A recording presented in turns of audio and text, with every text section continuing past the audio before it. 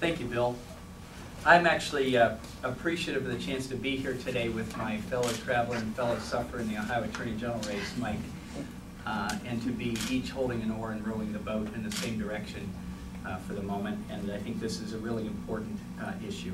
The fact that previous attorneys general would come and speak up to this issue, who know better than anyone what it means to protect Ohioans against the people who want to reach into their pocket and take money away from their families, is meaningful to me, and that both of us as aspirants for the job feel the same way, hopefully will reverberate with Ohioans as to how important this issue is and how wrong the no vote would be.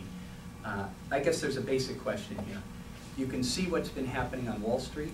You can see what's happened in the mortgage lending industry in Ohio. Haven't Ohioans had enough of fancy financing at this point that hurts our communities and hurts our families? That's basically what the issue is here.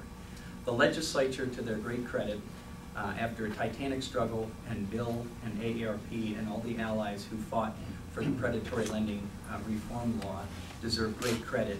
The legislature, to their credit, ultimately stepped up and, by an overwhelming vote, passed payday lending reform legislation. They said enough is enough. And the question for the voters is whether they are going to agree and say yes, enough is enough of payday lending in Ohio.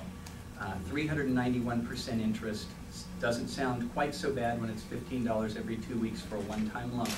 But we know and we've seen that what happens is many people fall into a debt cycle trap where they're living their entire lives on 391% interest. And it's just not sustainable for many families in our community. And it's not the way we want to work things in Ohio. So let me say that the piece that's going out is saying, for example, that this would devastate an industry and cost 6,000 jobs in Ohio.